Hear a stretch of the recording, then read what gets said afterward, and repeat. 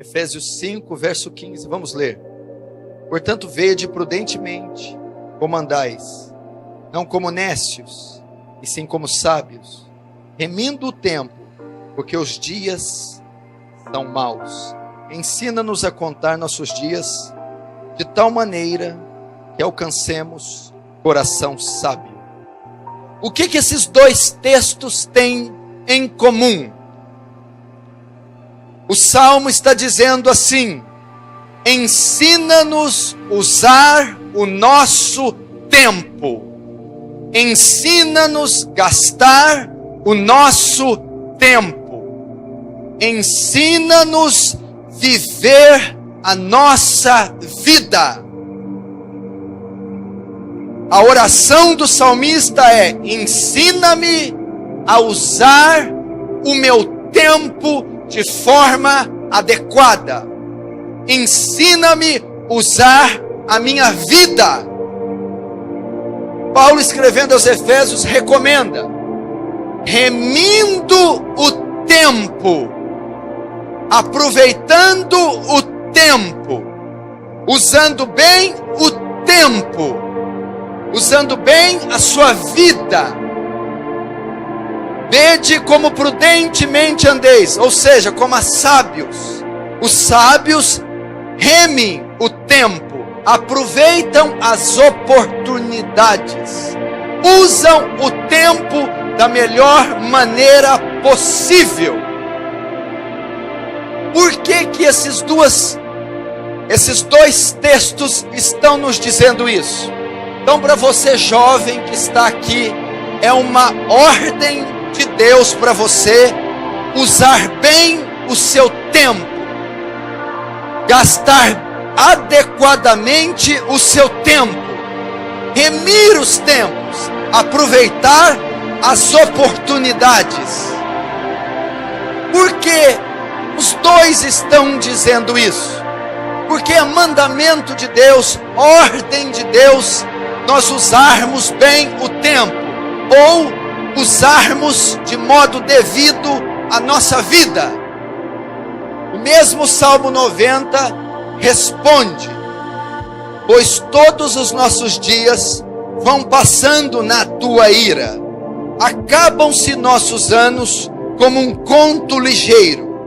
Verso 10: a duração da nossa vida é 70 anos, e se alguns pelo seu vigor chegam a 80, o melhor deles é canseira e enfado, porque tudo passa rapidamente e nós voamos. Salmo 103, verso 15 e 16, afirma a mesma coisa. Quanto ao homem, os seus dias são como a erva, como a flor do campo, assim ele floresce, pois soprando nele o vento, desaparece, e o seu lugar não será mais conhecido. Esses dois textos, eles respondem por que você deve saber usar o seu tempo. Você sabe por que você deve saber conduzir a sua vida, usar o seu tempo? Por causa da brevidade da vida. Brevidade, qualidade daquilo que é breve. Porque a sua vida é passageira. A sua vida passa como um conto ligeiro. A nossa vida é como erva do campo, mato. O sol seca, o vento assopra e não se conhece mais o seu lugar. A nossa vida é breve. Daqui 30 anos, alguns aqui vão estar começando a pensar em aposentadoria. Vão estar sofrendo de dores no corpo, dores nos ossos e muita reclamação física. Daqui 100 anos, todo mundo, todas as pessoas desse salão estarão mortas. E a maioria não realizou 1/3 do que gostaria. E cumpriu-se Eclesiastes 1, verso 1 e 2. Tudo é vaidade. É assim que se resume a nossa vida. Não sou eu que estou dizendo, é o salmista. Nossa vida passa como um conto ligeiro, é passageiro. Outro texto diz aqui: faz-me, Senhor, conhecer o meu fim e o número dos meus dias, para que eu saiba quão frágil eu sou. Faz-me conhecer o meu fim. Qual é o meu fim? Breve. E o número dos meus dias? Poucos. Para que eu saiba o quão frágil, vulnerável, pequeno, insignificante eu sou. O problema da nossa geração é que ela não se dá conta da brevidade da vida. Dr. Billy Graham, o maior evangelista de todos os tempos, pegando uma conferência em Denver, com 80 anos de idade, encerrando o seu ministério, a sua carreira, perguntaram: o que o senhor deixa, Dr. Billy Graham? Ele disse: a brevidade da vida. Eu nunca achei que a vida passasse tão rápido. Estava começando o meu ministério outro dia, estou velho, estou encarquilhado e me aposentando. A brevidade da vida. É por essa razão que o apóstolo Paulo e que o salmista no Salmo 90 dizem para nós: ensina-me a gastar o meu tempo, ensina-me a remir meu tempo, ensina-me a usar de modo adequado o meu tempo, minhas oportunidades, ou seja, me ensina a viver, ensina-me a usar minha vida, porque ela é breve, ela vai passar, ela passa como um conto ligeiro, é como a erva que seca e o vento assopra. O mal dessa sociedade moderna é que ela não faz o jovem ou o homem pensar na morte. Você um dia vai morrer e não vai demorar. Você um dia vai deixar de viver nessa esfera terrena. Olha o que Tiago diz. Porque o que é a nossa vida? É um vapor que aparece por pouco tempo e depois se dissipa. Da nossa vida é um vapor. Você já viu quando você abre a tampa de uma panela fervendo e sai aquele vapor? Quantos segundos ele demora para desaparecer? 2, 3 segundos. É assim que Tiago descreve a vida de um homem, como um vapor que aparece por pouco tempo, depois se desvanece, se dissipa no ar. Você precisa ter essa consciência que a sua passagem na terra é breve.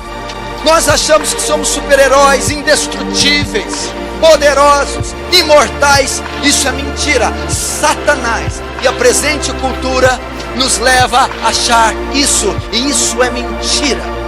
Quantos milhões, de bilhões, de trilhões de homens, de seres humanos passaram pela história e estão em completo esquecimento, numa microvida que você nunca soube, nem nunca saberá quem foi. Sinceramos. Então, já que eu sei que a minha vida é passageira e que eu devo usar ela de forma adequada, eu como jovem, sabendo então que a minha vida é passageira, é uma microvida, o que eu devo fazer com ela, sendo eu cristão?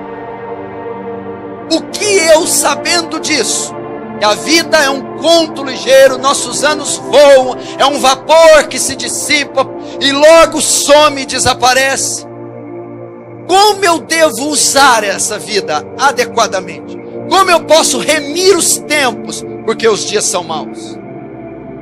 A resposta está em Eclesiastes capítulo 12. Lembra-te do teu Criador nos dias da tua mocidade, antes que venham os maus dias e chegue os anos dos quais dirás: não tenho neles prazer ou contentamento.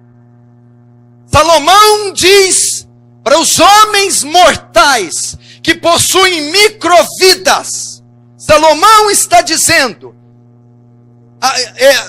partindo então do pressuposto que a nossa vida é passageira, eu dou uma ordem, um conselho, uma direção aos jovens. Já que você possui uma vida só e ela é passageira, você vai gastá-la todinha vivendo para Deus. Essa é a palavra de Salomão. Considera Deus como teu Criador no dia da sua mocidade. Viva uma vida para Deus na sua mocidade. Entregue-se não 70, 80, nem 90. Entregue-se 100% a Deus na sua mocidade. É uma visão errada, equivoca-se quem acha que deve servir a Deus com piedade, zelo, só os anciãos, só os adultos. Que a vida cristã na juventude é uma época de se desfrutar de outras coisas e não se ter responsabilidade com Deus. Isso é mentira. E é isso que o jovem precisa. Reconheça Deus como seu dono. Jovem, você não é de si mesmo. Você possui um dono e um Senhor. O seu corpo não é seu. Não sabeis vós que os vossos corpos não são vossos, mas provenientes de Deus. Glorificai a Deus então com os vossos corpos. Lembra do teu Criador. Em qual período? Salomão vai dizer: na sua juventude, na sua mocidade. Por que Salomão vai dizer que eu tenho que entregar a minha vida na juventude?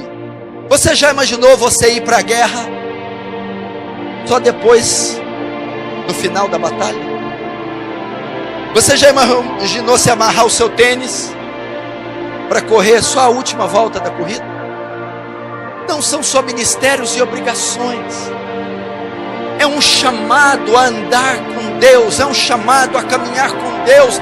Veja os jovens do Antigo Testamento, veja José, veja Davi, veja Sadraque, Mesaque e Abednego, veja Daniel, jovens que tinham 15, 14, 16, 17 anos e viveram vidas intensas. Eu não vejo José paquerando em porta de igreja. Eu não vejo José se vestindo como uma moça com a calça 5 números apertados. Eu não vejo isso. Eu vejo José sendo trancado num calabouço. Eu vejo José correndo da mulher de Potifar. Eu vejo José sendo fiel. E eu vejo José salvando a nação inteira de Israel. Jacó, a sua esposa e os seus 70 parentes. Eu não vejo os jovens como de hoje. Você acha que jovem radical é essa geração David Keelan? Tira o pé do chão, camisas apertadas, gospel dizendo eu amo e sou apaixonado por Jesus. Isso é fajuto. Esse louvor contemporâneo doutrina a juventude, porque a juventude não lê a palavra, não estuda a teologia, não faz a exegese dos textos, e toda a doutrina da juventude vem de jargões de ministros de louvor, que geralmente são nada mais do que celebrações da carne. Ser radical é pôr camisas apertadas, é tirar o pé do chão. Ser radical, vou te dizer, é o jovem Estevão. Estevão, leia Atos capítulo 6 e capítulo 7. Você vai ver que Deus fazia maravilhas e sinais pela mão de Estevão. Estevão entrou numa sinagoga. Sabe o que é sinagoga? Sabe o que é um sinédrio? 70 doutores da lei estão lá. Nenhum desses doutores pôde se opor à sabedoria e o poder que Estevão falava.